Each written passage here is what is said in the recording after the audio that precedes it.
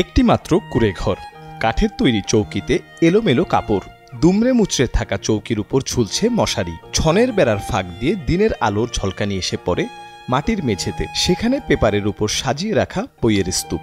দরজায় ঝুলছে ছোট্ট তালা। বাবা মায়ের স্নেহ আদর থেকে বঞ্চিত 16-17 বছরের কিশোর মতিউর রহমান। এত অল্প বয়সেই নিজের পড়াশোনার দায়িত্ব নিজের কাঁধে তুলে নিয়েছে সে। জীবনের কঠিন বাস্তবতায় ঠাকুরগাঁওয়ের হরিপুর উপজেলার ভাতুরিয়া গ্রামের মেধাবী ছাত্র মতিউর রহমানের জীবন যেন দুঃখগাথা। তার দিনমজুর বাবা ইসাক আলী বেঁচে থাকলেও তিনি ছেলেকে ছেড়ে 1 কিলোমিটার দূরে আশ্রয়ণ প্রকল্পের সরকারি ঘরে সৎমাকে নিয়ে বসবাস করছেন। জন্মের মাত্র 5 বছর বয়সেই মা লাইলি পারভিন মারা যান। এরপর থেকেই মতিউরের জীবনে নেমে আসে ঘোর অমানিসা।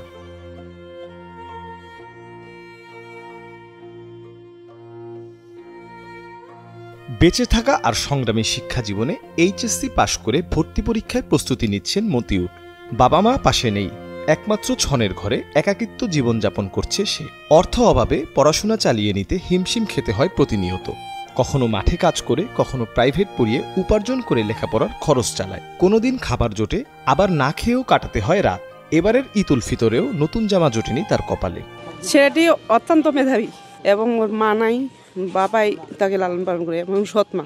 তো ছেলেটি অনেক কষ্টে, দেখছেন তো তার বাস, এভাবে সে পড়ালেখা করে এবং অনেক দিন কষ্ট, খাওয়া দাওয়া, কাপড় চোপড় ইত্যাদি বিষয়েও মানে অনেক কষ্ট স্বীকার করে এত দূর পর্যন্ত এগিয়ে আসছে।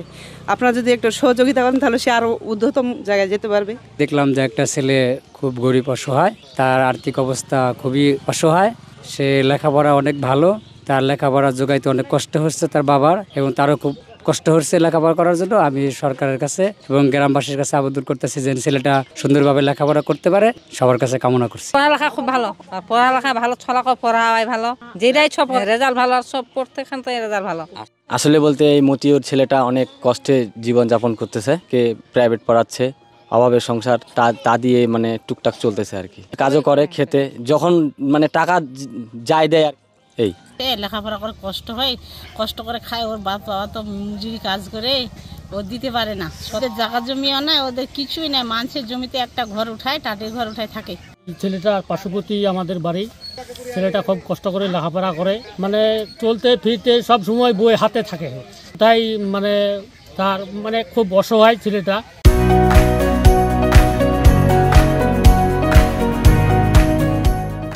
স্বপ্ন ও সম্ভাবনাময় জীবনে এত সংগ্রামের মাঝেও মতিউর স্বপ্ন দেখে প্রতিষ্ঠিত হওয়ার, মানুষের সেবা করার। অতীতে পিএসসি, এসএসসি ও এইচএসসি পরীক্ষায় সবগুলোতেই এ+ অর্জন করেছেন সে। কিন্তু উচ্চশিক্ষার জন্য এখনও অনিশ্চয়তায় দিন কাটছে তার। ঠাকুরগাঁও জেলার হরিপুর ভাতুরিয়া ইউনিয়নে বাস করি।